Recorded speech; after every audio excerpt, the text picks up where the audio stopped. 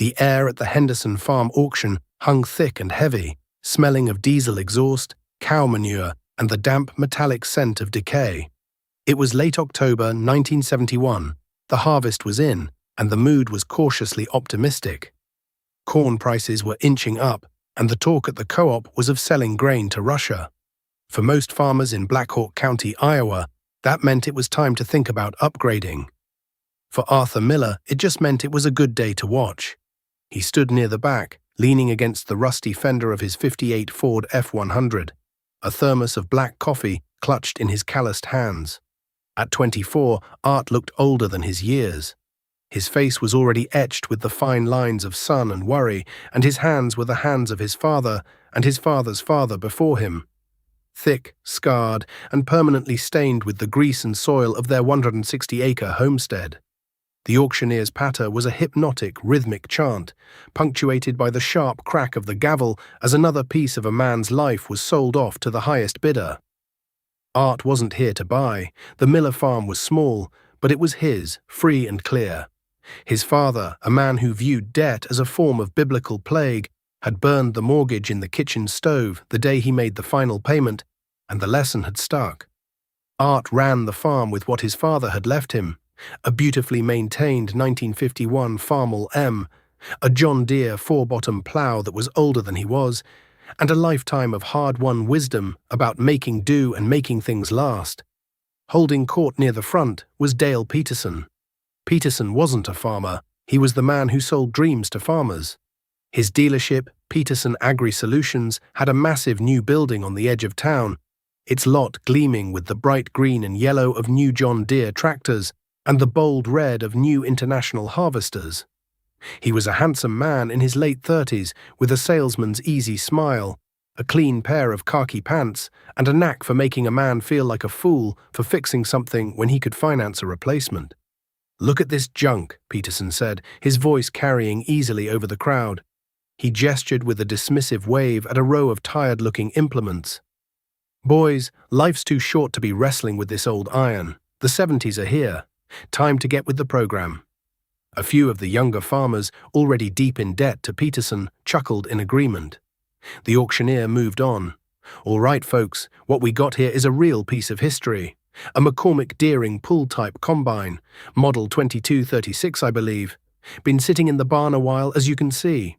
It was more than sitting, it was surrendering. The machine was a monument to rust and neglect.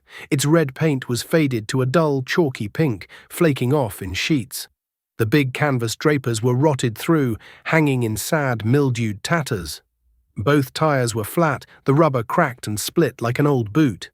It sat there, listing to one side, a forgotten giant from another era. Peterson let out a loud laugh. "A boat anchor, that's what you got there, Jim," he called to the auctioneer. "Might get $5 for scrap." The crowd snickered. They were all running self-propelled combines now, big Gleaners and Massey Fergusons and John Deere 6600s, air-conditioned cabs, hydrostatic drives, machines that could cut more in an hour than that old Thresher could do in a day. The auctioneer, a professional to the last, ignored him. "Who'll give me $50 for it? $50 to start? Come on, boys, the engine's on it. A good old Wisconsin V4, $50? Silence. Crickets. A gust of wind rattled a loose piece of sheet metal on the thresher, a lonely, mournful sound. "25 then. Who'll give me 25? Art took a slow sip of his coffee. He wasn't looking at the rust or the rotted canvas. He was looking at the bones of the thing. The frame was straight. The main cylinder bars, visible through the grime, didn't look bent. He remembered his father talking about the one they used to have, how simple and reliable it was. A man could fix anything on it with a wrench and a hammer, his father used to say, not like these new ones full of wires and witchcraft. $25, anyone? The auctioneer pleaded, his voice losing its rhythm. "Gotta sell it, folks. Going once." From the back of the crowd, Art raised his thermos slightly. "25, he said, his voice quiet but clear. A ripple of murmurs went through the crowd. Heads turned. Dale Peterson swiveled around, a look of genuine disbelief on his face. He squinted, saw it was Art Miller, and his disbelief curdled into a smirk. "Do I hear 30? The auctioneer asked, a spark of life returning to his voice.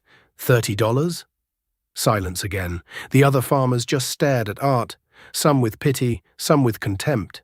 It was one thing to be frugal, but this was madness. Sold, the auctioneer cried, banging his gavel, to Art Miller for $25. As the crowd began to disperse, Dale Peterson made his way over to Art, clapping him on the shoulder with a little too much force. "Miller, you never cease to amaze me. What in God's name are you going to do with that relic? Start a museum?" "Gonna fix it," Art said simply, screwing the cap back on his thermos. "Fix it?" Peterson laughed, a loud booming sound that drew more attention. "Son, the parts for that thing don't exist anymore. The tires alone will cost you 5 times what you paid for it. For a couple thousand down, I can have a brand new 4400 delivered to your farm tomorrow. You'd pay for it in 1 season with these prices. It's about efficiency, Art. Getting bigger, you can't farm 160 acres with a museum piece and expect to survive." "My farm's paid for, Dale," Art said, meeting the dealer's gaze. "I plan on keeping it that way." Peterson's smile tightened. "Pride's a poor substitute for profit, Art. You'll learn that. You'll all learn that." He gestured to the other farmers. "The future is now. You either get on the train or you get run over by it." He gave Art one last patronizing pat and walked away, shaking his head for the benefit of his audience. Art paid his $25 and spent the rest of the afternoon wrestling the Thresher out of its tomb. He had to use a come-along and 2-bottle jacks just to get the wheels to turn. He aired up the tires, listening for the hiss of leaks, and was surprised when they held. By dusk, he had it hitched to his old farmall and was slowly, carefully pulling his prize down the gravel road toward home, the hulking silhouette a dark shape against the bruised purple of the Iowa sunset. The mockery of the other farmers echoed in his ears, but it was drowned out by the steady, reassuring chug of his tractor's engine and the creak and groan of old iron being given a second chance. He knew what they were all thinking: that he was a fool, that he was spitting in the face of progress, that he was going to fail, just like Old Man Henderson, who had lost this farm, and just like so many others would in the years to come. He pulled into his own lane, the familiar crunch of gravel under the tires a welcome sound. He parked the Thresher next to the barn, the place where it would consume his winter, his money, and every spare ounce of his energy. He shut off the farmall and sat for a long moment in the sudden silence, looking at the mountain of work he'd just bought for $25. "Now, before we get into the grease and the busted knuckles, I've got to ask you all something. Have you ever taken on a project that everyone else said was impossible? A piece of iron, a car, a business, anything that the world had written off as scrap? Let me know down in the comments what it was and how it turned out for you. Because Art Miller was about to find out just how lonely and how rewarding that road could be. The winter of 1971 came in hard and early, burying Black Hawk County under a thick blanket of snow and driving everyone indoors. For most farmers, it was a time for rest, for planning, for trips into town and long afternoons at the diner. For Art Miller, it was the beginning of the resurrection.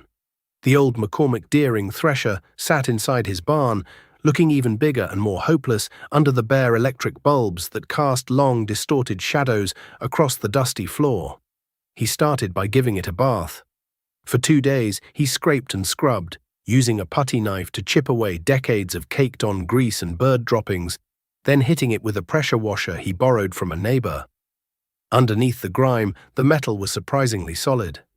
There was surface rust everywhere, but the main frame and sheet metal were sound. His $25 gamble was already looking a little better. The real work began with the engine. The Wisconsin V4 was seized up solid. He spent a week soaking the cylinders with a 50-50 mix of acetone and transmission fluid, a concoction his father had sworn by. Every morning and every night, he'd tap the top of the pistons with a wooden block and a hammer, hoping to feel the slightest give. Nothing. Dale Peterson's mocking voice echoed in his head. "The parts for that thing don't exist anymore." Peterson was almost right. Art couldn't just walk into a parts store. He spent his days on the phone, the old black rotary dial clicking with each number, calling scrap yards and old implement dealers across 3 states. He drove 200 miles to a salvage yard in southern Minnesota that had a field of old combines and spent a freezing afternoon wading through waist-deep snow to pull a carburetor and a magneto off a machine identical to his. The scrapyard owner charged him $10 and thought he was crazy. Finally, one frigid morning in January, he put a long breaker bar on the crankshaft nut and leaned into it with all his weight. There was a groan, then a sharp crack that echoed through the silent barn. For a heart-stopping second, he thought he'd broken the crankshaft. Then it moved. Just a fraction of an inch, but it moved. He worked it back and forth for an hour, adding more penetrating oil until the engine turned over freely. The next month was a deep dive into the guts of the old engine. He honed the cylinders by hand, using a drill-mounted hone and feeling for a smooth finish with his fingertips. He pulled the valves, chucked them in his drill press, and refaced them against a grinding stone, checking the 45-degree angle with a small machinist's square. He hand-lapped them into their seats with grinding compound until they sealed perfectly. He measured the piston ring gaps, filed them to the precise clearance specified in the worn, oil-stained manual he'd found on eBay for $5. It was slow, tedious, exacting work. Every nut was cleaned on a wire wheel, every gasket surface scraped clean with a razor blade. While he worked, the world outside the barn kept turning. His neighbors, flush with the promise of high grain prices, were visiting Dale Peterson's dealership. They came home with new tractors, bigger plows, and mountains of debt. They'd drive past Art's place and see his old Ford parked outside the barn day after day, and they'd shake their heads. One afternoon, Peterson himself stopped by. He strolled into the barn, his polished boots looking ridiculously out of place on the oil-stained concrete. The air was thick with the smell of solvent and metal dust. "Still tinkering with the museum piece, I see," Peterson said, a familiar smirk on his face. Art didn't look up from the magneto he was timing. "Just keeping busy, Dale." "Look, Art, I'm serious," Peterson said, his voice taking on a tone of false concern. "I ran some numbers for you. A new John Deere 6600 on a 5-year loan. With corn at $2 a bushel, you'd make the payments and then some. You're wasting your whole winter on this thing. Time is money." "This is costing me time," Art grunted, carefully setting the points gap with a feeler gauge. "But not much money. And when it's done, it's mine. I won't be sending a check to you or the bank every month." Peterson sighed dramatically. "You're just like your old man. Stubborn." He was a good man, Art, but he was stuck in the past. You can't survive in modern farming with that mentality. You'll be a little island of debt-free poverty in a sea of prosperity. He looked around the barn at the clean but ancient tools hanging on the walls. "This isn't farming anymore, Art. It's a business, and you're running it like a hobby." Art finally looked up, his eyes cold. "It's my business, Dale. I'll run it my way." Peterson just shook his head and left. The visit, meant to discourage, only hardened Art's resolve. He turned his attention back to the machine. He found an old harness maker in a town 30 miles away who still knew how to stitch new canvas drapers. It cost him $200, the biggest single expense of the project, but they were perfect. He replaced every bearing he could get to, packing them thick with heavy-duty grease. He straightened the shaker pans, sharpened the cylinder bars on his bench grinder, and spent a week just cleaning and oiling the hundreds of feet of roller chain that drove the machine's various functions. By the time the first hints of spring began to melt the snow, the Thresher was transformed. Art had painted it the original McCormick Deering red, the paint still smelling fresh and clean. The engine was reassembled, the magneto sparked hot and blue, and the carburetor was clean. He filled the tank with fresh gasoline, hooked up a battery, and hit the starter. The engine coughed, sputtered, and then roared to life, filling the barn with a cloud of blue smoke and a gloriously loud, rhythmic roar. Art Miller, covered in grease and paint, just stood there and smiled. But his struggle was far from over. The spring of '72 was a wet one. The rain came down in sheets, turning the rich Iowa soil into a thick, impassable gumbo. Art's Farmall M, with its narrow tires, sank to its axles. He spent more time stuck than planting. Meanwhile, his neighbors, with their big new 4-wheel drive tractors and flotation tires bought from Peterson, were able to get into the fields. They'd drive past his bogged-down rig, sometimes offering a tow, but always with a look that said, "We told you so." The talk at the diner was brutal. "Poor Art Miller," they'd say over coffee. "He's gonna lose that farm his daddy worked so hard to keep. Playing with that old junk all winter instead of preparing for the season. He's just not cut out for it." He felt the weight of their judgment, the sting of their pity. There were nights he'd come in from the field, covered in mud from head to toe, and wonder if they were right. He'd sit at the kitchen table his father had built, the same table where the mortgage was burned, and doubt would creep in like a cold draft. Maybe Dale Peterson was right. Maybe this was a new world, and he was just a relic, as obsolete as the machine he'd spent all winter rebuilding. But then he'd think of his father's words, "Debt is a prison, son. They own the paper, they own you." He'd finish his supper, get a few hours of sleep, and be back out at dawn, fighting the mud, alone. By 1973, the world had changed. The deal Art had heard whispers about had become a reality. The Soviet Union, facing a disastrous harvest, agreed to buy millions of tons of American grain. The effect was immediate and explosive. The Great Russian Grain Deal sent shockwaves through the heartland. Corn, which had been hovering around $1.50 a bushel, shot past $2, then $2.50, then topped $3. Soybeans went even higher. Suddenly, every farmer in Iowa was sitting on a gold mine. The cautious optimism of the previous years erupted into a full-blown giddy euphoria. Dale Peterson was no longer just a dealer.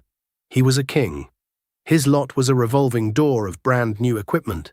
Farmers who had never borrowed a dime in their lives were now lining up to sign loan papers for a $100,000 tractor or a new 6-row combine. The bank, awash in cash and eager to lend, was approving everything.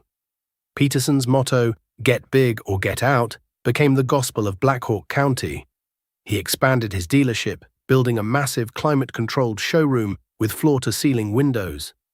He bought a brand-new Cadillac Eldorado, a long, gleaming symbol of his success, and started buying up farmland himself, hundreds of acres at a time, which he farmed with the biggest and best demo equipment from his own lot. At the diner, the talk was all about Dale. "That Peterson's got the Midas touch," they'd say. "He saw this coming a mile away." The farmers who had taken his advice and leveraged themselves to the hilt were now lauded as visionaries. They were buying new pickups, adding on to their houses, taking vacations to Florida. It was a party, and it seemed like it would never end. And then there was Art Miller. He had a good year, too. A great year, in fact. The weather in '73 was perfect, and his fields yielded a bumper crop. When harvest time came, he fired up the old McCormick Deering Thresher. It was a slow, noisy, dusty process. While his neighbors cruised across their fields in air-conditioned cabs, listening to the radio, Art was out in the open, eating dust, constantly monitoring the machine. He had to stop every few hours to grease a fitting or adjust a belt. It took him 3 weeks to harvest what his neighbors did in 4 days. They'd drive by on the road and shake their heads, a mix of pity and smug superiority on their faces.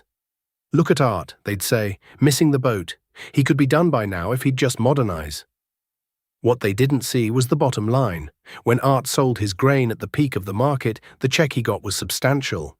And while his neighbors immediately turned around and wrote massive checks to Dale Peterson and the First National Bank of Cedar Falls, Art's check went almost entirely into his savings account.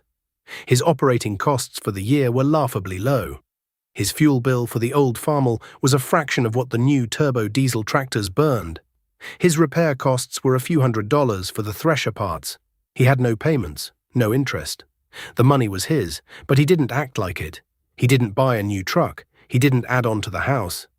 He spent a few $1,000s putting a new steel roof on the big barn and bought the best hybrid seed corn he could find for the next season. The rest went into a savings certificate at the bank. In the eyes of the community, this was the final proof of his failure. In the middle of the biggest boom in agricultural history, Art Miller was still acting like it was the Great Depression. He had no vision. He was scared money. He was, in the words of Dale Peterson, a little island of debt-free poverty in a sea of prosperity. One crisp afternoon in late November, Art went to the bank to deposit his final grain check. The place was buzzing.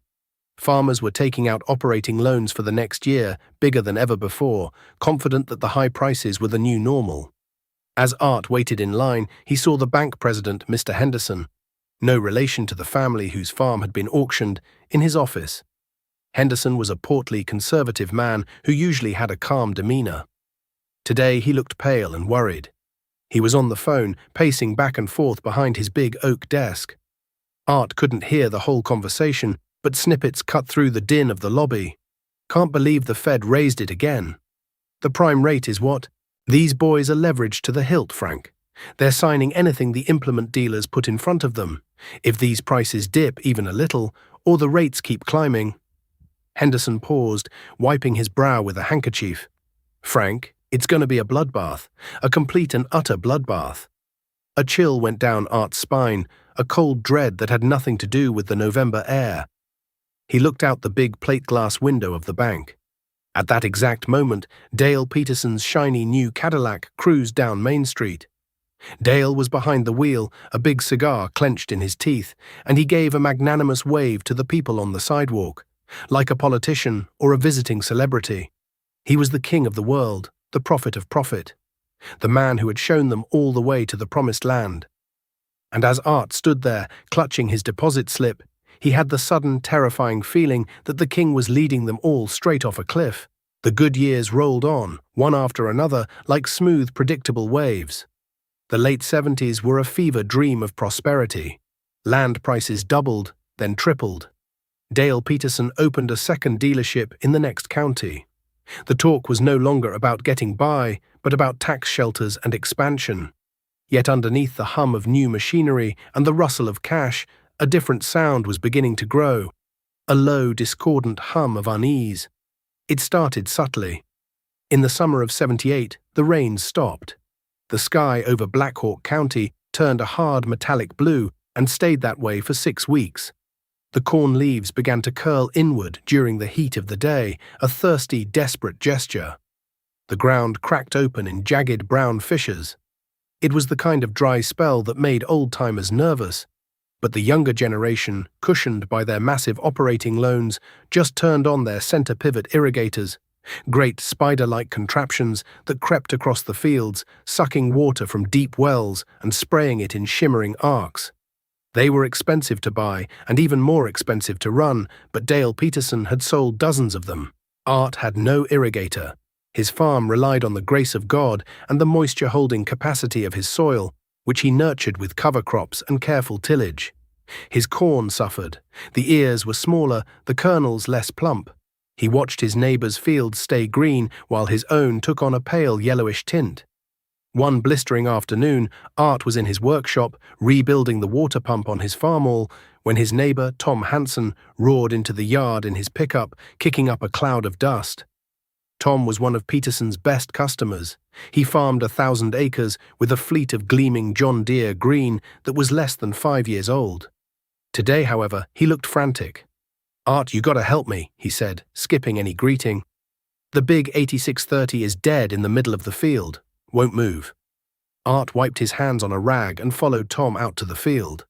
The tractor was a monster, 8 huge tires supporting a cab the size of a small room. It sat silent under the oppressive sun, its massive irrigation rig stalled behind it. "What's it doing?" Art asked. "Nothing. That's the problem.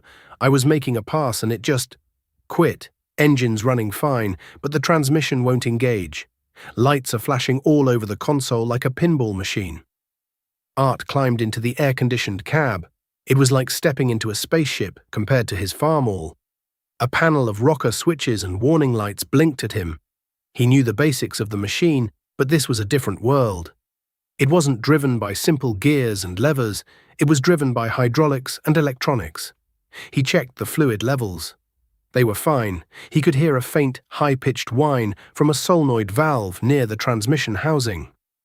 "Sounds like an electrical problem to me, Tom, or a hydraulic control valve. You call Peterson's?" Tom kicked one of the giant tires in frustration. "Of course I did. They said they can't get a mechanic out till tomorrow afternoon, and they'll have to haul it to the shop. Said the part, if they can even figure out which one it is, will have to come from Moline. Could be a week." "A week, Art? This corn is burning up." Art looked at the complex maze of wiring harnesses and hydraulic lines snaking through the tractor's frame. There was nothing he could do. There was no simple linkage to adjust, no pin to replace. The machine's brain was fried, and it required a specialist with a computer to even diagnose it. "Sorry, Tom, this is beyond me," Art said, and he felt a pang of genuine sympathy. Tom's shoulders slumped. $150,000 for this thing, and it's dead in the water. The payment on it is more than my whole farm was worth 10 years ago. He looked over at Art's fields, then back at his silent green giant. "At least when your old M breaks, you can fix it with a wrench and some baling wire." It was the first time Art had ever heard a hint of anything but pity in a neighbor's voice. It wasn't respect, not yet, but it was a crack in the gleaming facade of progress. The cracks started appearing everywhere. The grain embargo President Carter slapped on the Soviets in 1980 was a body blow. The primary customer for America's surplus grain was suddenly gone, and the market, which had seemed invincible, began to sag. At the same time, the Federal Reserve, desperate to kill the runaway inflation of the 70s, started cranking up interest rates. The prime rate, the number that dictated the interest on every farmer's operating loan, began a terrifying climb from the single digits into the teens. Dale Peterson's easy smile became a fixed, brittle thing. The talk at his dealership was no longer of expansion, but of cash flow and refinancing. He started running ads in the paper offering creative financing and no payments till harvest. But the farmers were trapped. They had variable rate loans. As the prime rate climbed, so did their payments. A loan that was manageable at 8% became a guillotine at 18%. Dale, who had built his empire by extending credit, was now being squeezed by the banks that had extended credit to him. The king was discovering that his throne was made of paper. The fall of 1981 was the beginning of the end. The harvest was decent, but the prices were in the tank. Corn that had once brought $3 a bushel was now struggling to fetch $2. For farmers like Tom Hansen, with massive debt service and high input costs, it was a catastrophe. The math simply didn't work anymore. For the first time in a generation, the sound of the auctioneer's chant returned to Black Hawk County. But this time, it wasn't for a retiring farmer's estate sale. It was for a foreclosure. Then another. And another. A grim, quiet panic began to settle over the land, as cold and heavy as a winter fog. Art harvested his crop with the old McCormick Deering. It was slow and steady, chugging its way through the rows. He had to replace a drive chain that snapped, a 2-hour job that cost him $20 for a new master link and a few feet of chain from the hardware store. His fuel costs were minimal. His profit margin, while smaller than in the boom years, was still black. He had no payments. When he went to the bank, it was to deposit money, not to beg for an extension on a loan. He saw men he'd known his whole life, men who had laughed at his old equipment, leaving the loan officer's office with ashen faces, their eyes hollow with a fear he recognized from his father's stories of the 30s. The crisis hit its peak in 82 and 83. The prime rate touched a dizzying 21%. Land values, which had been the collateral for all the massive loans, collapsed. Land that had been selling for $4,000 an acre was now worth less than $1,000. Leaving farmers technically bankrupt, even if they hadn't missed a payment. The word foreclosure was a plague whispered in the diner. White auction signs sprouted in farmyards like bitter weeds. Each one represented a family's history erased, a dream turned to dust. Tom Hansen's farm was one of the first to go. Art went to the auction, not to buy, but to bear witness. The mood was funereal. The gleaming fleet of John Deere equipment, barely used, was lined up for sale. Dale Peterson was there, looking thin and haunted, trying to protect his investment by bidding up the prices. But the banks had cut him off. He was powerless. The equipment sold for pennies on the dollar, not even enough to cover the loans. Tom and his wife stood by their car, holding each other, watching their life get dismantled piece by piece. Art walked over and pressed a roll of cash into Tom's hand. It wasn't much, but it was what he could do. Tom just nodded, his eyes filled with tears. Dale Peterson's empire crumbled with astonishing speed. The farmers he'd financed couldn't pay him, so he couldn't pay the equipment manufacturers or the banks. His second dealership closed first, then his massive showroom on the edge of town went dark. The rows of new equipment dwindled, repossessed by John Deere and International Harvester. One day, the shiny Cadillac Eldorado disappeared, replaced by a dusty Ford sedan. The final inevitable confrontation came one evening in the fall of '84. Art was in his barn, greasing the fittings on the old Thresher, preparing for the coming harvest. He heard a car pull into the lane and saw Dale Peterson get out. He looked 10 years older. His expensive clothes hung on his thinner frame, and his face was a mask of exhaustion and defeat. "Miller," he said, his voice raspy. He walked into the barn and looked around, his eyes scanning the old, well-maintained tools. "I see you're still playing with your toys." There was no humor in it, only a deep, biting bitterness. "Just getting ready, Dale," Art said quietly. "Getting ready," Dale scoffed. He gestured vaguely toward the road. "Ready for what? The whole world is ending out there, and you're in here polishing a piece of scrap iron." "This piece of scrap iron will bring my crop in," Art said, not rising to the bait. "And it won't cost me a dime in interest." That broke him. Dale's face contorted, a mixture of rage and self-pity. "Interest? Don't you talk to me about interest. It was a good system. We were all making money. It was the government, the damn politicians, the bankers. They pulled the rug out from under us." He was shouting now, his voice echoing in the cavernous barn. "I gave these guys a chance to build something, to be somebody, and you sat back here on your little postage stamp of land, too scared to take a risk, too stubborn to see the future." He pointed a trembling finger at the Thresher. "That thing, that's what's wrong with you, Miller. You're stuck in the past. You're a dinosaur." Art finally stopped his work and stood up, wiping his hands on his rag. He looked Dale straight in the eye. "My father told me that debt is a prison, Dale. For 10 years, you were the warden, handing out life sentences and telling everyone it was freedom. The future you were selling wasn't real. It was a house of cards built on borrowed money. The first strong wind was bound to blow it all down." Dale stared at him, his mouth opening and closing, but no words came out. The fight was gone, replaced by a vast, empty despair. He looked at the Thresher, then back at Art, and for the first time, Art saw a glimmer of understanding in his eyes, a dawning horror at the simple, brutal truth of his own ruin. Dale turned without another word and walked back to his car, a broken man leaving a battlefield of his own making. Art watched him go, feeling not triumph, but a profound and weary sadness for all that had been lost. The auction of the Peterson home farm was scheduled for a raw, windy day in March of 1985. It wasn't the dealership or the commercial properties. This was the original 160 acres Dale's father had homesteaded, the place where he'd grown up. It was the heart of it all, and it was the last thing to go. The whole county turned out, drawn by a morbid curiosity and a need to see the final chapter of the story written. Art was there, standing near the back, just as he had been at the Henderson auction all those years ago. He wasn't there to gloat. He was there because the land was good, and he knew it deserved a caretaker, not a speculator. Dale stood on the porch of the farmhouse, his family huddled behind him, his face a stony mask against the biting wind. He looked out over the crowd, his eyes sweeping past the faces of the men he had once financed, men he had led into prosperity and then into ruin. When his eyes met Art's, there was no anger left, only a hollowed-out emptiness. The auctioneer began. The bidding was slow, hesitant. The trauma of the last few years had made everyone cautious.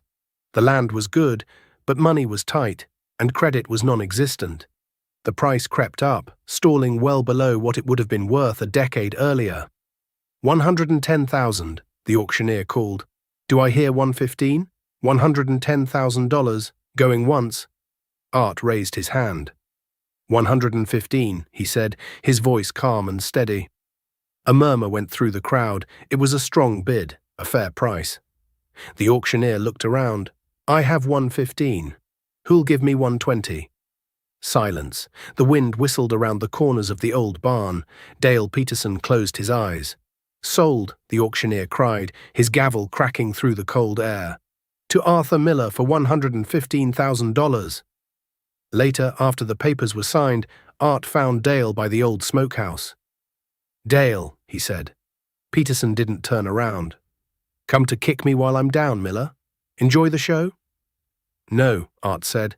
"I came to make you an offer. The house is yours. Rent it from me, for $1 a year. Stay as long as you need to get back on your feet." Dale finally turned, his face a mess of confusion and disbelief. "Why? After everything?" "I laughed at you. I called you a fool in front of the whole county." "The land needs a farmer," Art said simply, "and a man needs a home.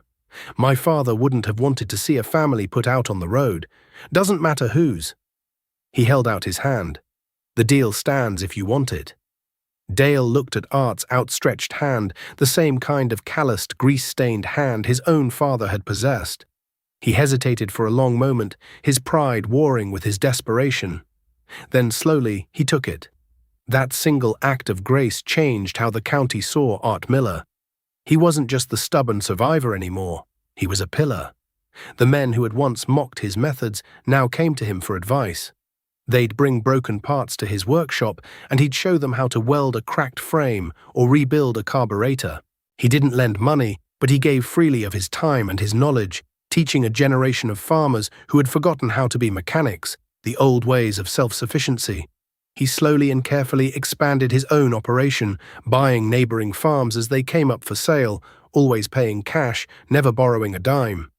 He bought good, used equipment, simple machines he could understand and repair himself. The Miller farm grew, but it grew on a foundation of solid rock, not shifting sand. By 1989, the worst was over. The farm economy began to heal, scarred but wiser. Art was now farming over 1,000 acres, all of it paid for. He had a wife, Sarah, a schoolteacher who shared his steady, sensible view of the world, and a young son named David. One Saturday afternoon, Art was in the barn, watching 10-year-old David struggle with a bicycle chain that had come off its sprocket. The boy was frustrated, his small hands covered in grease, on the verge of tears. "It's junk, Dad," he said, throwing the chain down. "Let's just get a new one." Art knelt beside him and picked up the greasy chain. He didn't just fix it. He took out a small screwdriver and showed David how the master link worked. He showed him how to clean the chain with a rag and solvent, how to align the sprockets, how to feed the chain back on and snap the master link into place. "It's not junk, son," Art said, his voice gentle. "It's just a machine. And any machine can be fixed if you take the time to understand it. There's no magic to it, just patience." He looked around the barn, his gaze falling on the old McCormick Deering Thresher. He had kept it, cleaning it and painting it every few years. It sat in the corner of the barn, a silent red monument. "You see that old combine over there?" he asked, pointing. David nodded. "I bought that for $25 when everyone else said it was scrap." They all laughed. They were all buying big new machines, shiny and fast, and for a while they were right. They got richer, faster than I ever could. He paused, letting the weight of the memory settle in the quiet barn. But their machines were complicated. When they broke, they couldn't fix them. They had to pay someone else. And they bought them with borrowed money. When times got tough, the bank owned their machines. The bank owned their land. The bank owned them. He put his hand on his son's shoulder. "That old Thresher, it's slow and it's noisy. But it's simple, it's honest. And it was mine. It taught me that the things you own outright, the things you understand down to the last nut and bolt, can't ever be taken away from you. It's not about being rich, David. It's about being free." David looked from his father's face to the hulking red machine and then back to the newly fixed chain on his bicycle. For the first time, he began to understand. He saw not a piece of junk, but a story of survival. He saw not a stubborn old farmer, but a father who had weathered the storm by holding fast to a simple, powerful truth. The legacy wasn't in the land or the money. It was in the wisdom held in a pair of greasy, capable hands, passed down from one generation to the next, as reliable and enduring as old American iron.